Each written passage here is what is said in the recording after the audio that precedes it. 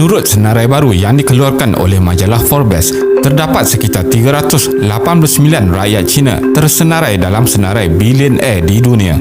Dan mereka ini sahaja telah pun mengumpul sekitar 1.2 triliun US dollar kekayaan di dunia. Manakala masyarakat Cina di Malaysia, mereka masih mengungguli 9 daripada 10 orang terkaya di Malaysia. Jika kita melihat sedikit sejarah di Malaysia, penduduk Malaysia terdiri daripada 3 kaum utama iaitu Melayu, Cina dan India.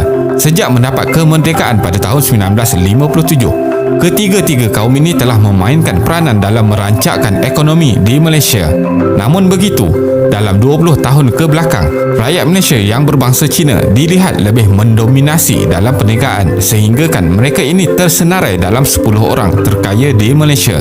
Jadi, apakah yang menyebabkan bangsa Cina ini lebih baik dalam perniagaan sehinggakan mereka lebih berjaya dari penduduk asal? Teruskan menonton. Mengikut satu kajian yang dibuat mengenai pembahagian pendapatan di antara kumpulan etnik di Malaysia, kita dapat lihat dengan lebih mendalam. Pada tahun 2000 lagi, orang Cina telah mengatasi orang Melayu sebanyak hampir 2 kali ganda di bahagian kampung atau luar bandar dan melebihi 34% di bahagian bandar dari segi pendapatan. Ini bermaksud orang Cina bergaji lebih besar disebabkan oleh perniagaan yang mereka jalankan serta pekerjaan yang lebih baik di sektor swasta. Dengan trend pendapatan sebegini sejak tahun 2000 lagi, maka tidak hairanlah jurang kekayaan kaum Cina lebih jauh meninggalkan kaum lain.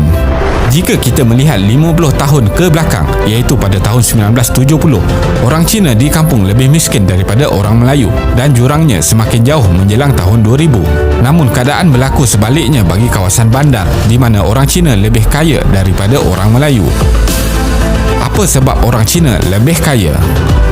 Bertahun-tahun dahulu, sejak ibu, ayah, datuk, nenek, moyang dan seterusnya, budaya kebanyakan orang Cina di China adalah untuk mengajar anak mereka supaya berdikari dan berniaga.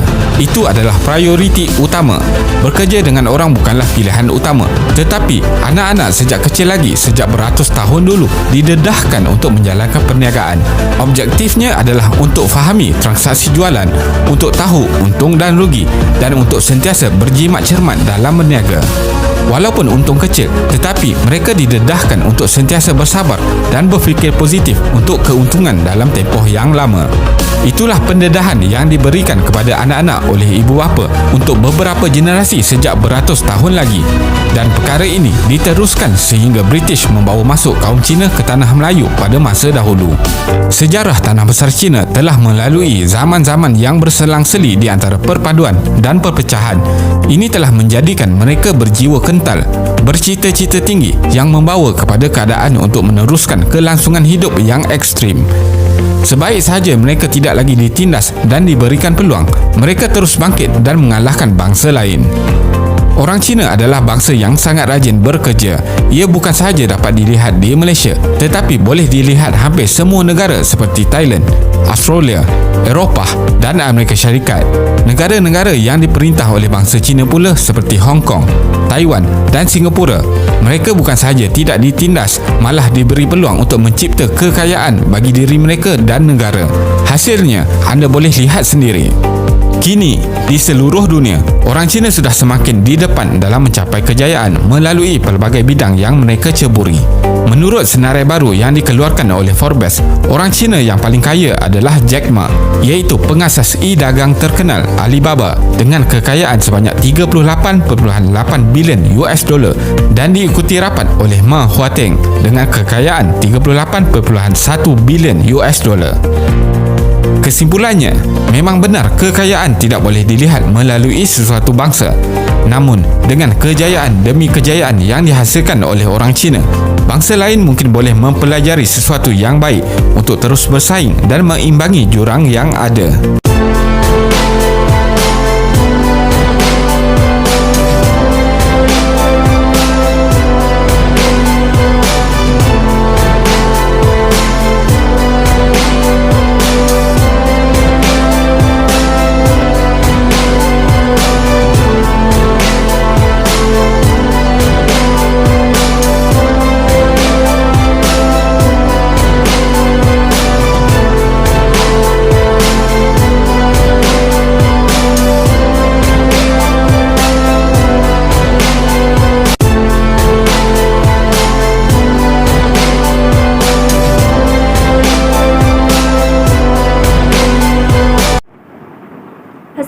Assalamualaikum dan selamat sejahtera.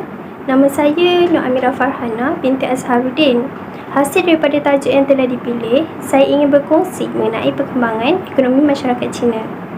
Sebelum kemasukan Cina ke Tanah Melayu, ekonomi masyarakat Melayu hanya tertumpu di kawasan pertanian dan bekerja sebagai nelayan. Selepas British membawa masuk masyarakat Cina ke Tanah Melayu sekitar abad ke-19, ekonomi Tanah Melayu berubah secara mendadak. Hal ini kerana British menggalakkan kedatangan imigran Cina kerana mereka berpendapat bahawa orang Cina mempunyai semangat kerja yang tinggi, budaya saing dan bersifat keusahawanan. Kemasukan imigran Cina ini telah mengubah struktur ekonomi masyarakat Melayu. Perubahan ekonomi hasil daripada kemasukan buruh-buruh dari Cina yang telah mempelopori ekonomi sehingga kesannya pada hari ini dapat kita lihat daripada kejayaan sektor ekonomi. Assalamualaikum warahmatullahi wabarakatuh dan selamat sejahtera. Nama saya Siti Sarah binti Johari. Okey, untuk refleksi hari ini yang saya boleh kaitkan dengan apa yang dipelajari dengan pengalaman saya sendiri. Okey, dulu zaman diploma, saya memang kerap kali berkumpulan dengan orang Cina. Mereka ini kawan baik saya dan kawan rapat saya ketika zaman diploma.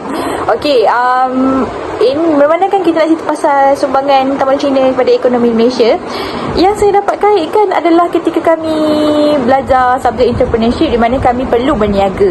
Okey, waktu itu memang kami sangat dapat untung yang agak banyak lah sebenarnya. Sebab apa? Sebab saya berkawan dengan orang-orang Cina ni, mereka sangat straight tentang kos dan tentang kewangan, di mana mereka takkan memandai-mandai membeli satu benda itu tanpa membuat calculation dulu. Okey, before apa-apa diorang akan membuat calculation dululah. Diorang akan kira-kira dulu berapa yang perlu, berapa yang berapa amount yang nak keluar, berapa amount yang nak jual, berapa packaging, berapa yang soal. Memang diorang sangat disiplin and sangat straight bab itu, bab duit lah.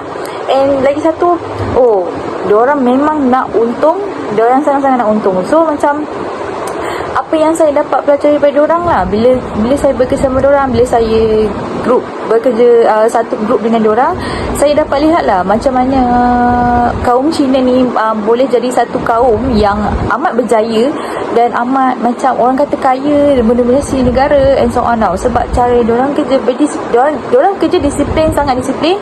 Diorang buat betul-betul kerja diorang and macam they want to provide you the best. Okay, they want to provide you the best. And I think that's something, that's a kind of thing yang kita perlu ikut. Kalau kita kadang-kadang kita malas sikit kan, tapi diorang tak. Diorang apa-apa yang penting kerja siap. Asalkan kerja siap dulu baru boleh relax. So selalunya saya dengan diorang, grup diorang memang macam kadang-kadang submission tu bulan depan, tapi minggu depan saya dah siap dah kerja. Sebab apa? Sebab diorang dah bising dulu. So kadang-kadang ada baiknya lah, seronok jugalah sebenarnya dapat kenali another kaum. Dan saya sangat respect mereka dari segi diorang punya disiplin, diorang punya dedikasi, diorang punya dari segi diorang berniaga. Diorang sangat-sangat, yang penting money come first. Itulah dia. Okay, itulah daripada refleksi yang apa yang saya rasa, yang daripada saya belajar dan apa yang saya boleh kaitkan dengan pengalaman hidup saya. Sebenarnya banyak lagi yang saya boleh cerita, tapi itulah dia. Okay, terima kasih. Assalamualaikum. Assalamualaikum dan salam sejahtera. Saya Miss Mira. Saya ingin membentangkan bakat sumbangan tamadun Cina yang digunakan pakai sehingga kini. Yang pertama ialah perubatan. Perubatan yang digunakan pakai sehingga kini ialah akupunktur dan ubat-ubatan herba seperti cikitaan.